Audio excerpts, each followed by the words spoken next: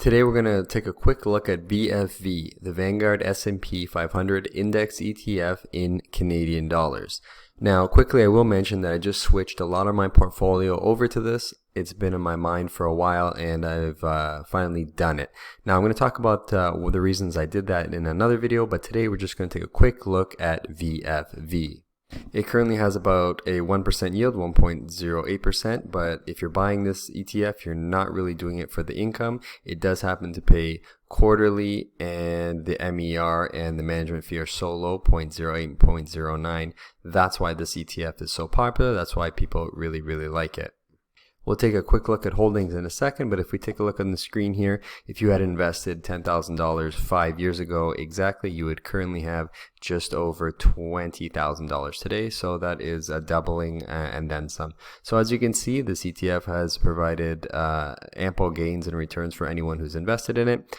And honestly, it should. I've been picking stocks because I think it's a lot of fun. I think I can beat the market. But, you know, one day you need to look at your returns and compare it to the benchmark, which is the S&P 500.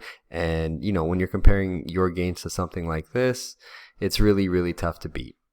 VFV covers the S&P 500 index, but there's not exactly 500 companies in it. There's 505, most of them being large caps, 80%, 4% being medium large, 12% being medium, 2.4% being medium small, and small is almost nothing, as you can see here, 0.08. That's closer to a management percent fee.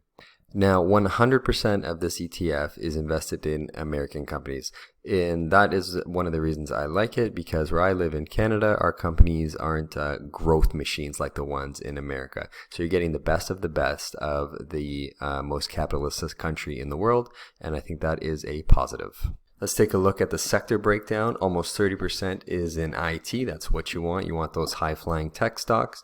13% is in financials for some stability. Healthcare. America has the best healthcare companies. I really like a lot of them. I've invested in one or two individually over the years, mainly United Health. That healthcare segment is 12% of this VFV. Consumer discretionary 10, communication services about 9, industrials 8, consumer staples 6. This is where you're going to get a bit more of the dividend yield. Energy is just under 4, materials 2 and change, real estate and utilities 2 and change as well. So as you can see, the bottom half of these sectors is where you're going to get the higher dividend yields, and the top is where you're going to get the smaller ones. Now the biggest holdings are as follows: Microsoft, Apple, Nvidia, Amazon, Meta, Alphabet, Berkshire Hathaway, Alphabet, Eli Lilly, and Broadcom. These are the only holdings I'm going to mention specifically. As you can see here, Microsoft being the largest holding, only 7% of this ETF goes into Microsoft, and rounding out the top 10 is Broadcom, 1%. The rest we're not going to take a quick look at. The percentage in each company goes down and down under this 1.32%, so they're not as significant.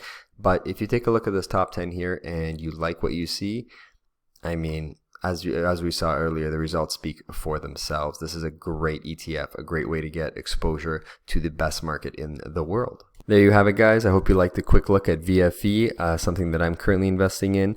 And if it makes anyone feel any better, I bought in at $123, so I'm down a few bucks. But I feel no fear. I'm going to be buying more and more of this. This is going to be my biggest holding when all is said and done. See you in the next video, guys. Thanks for watching.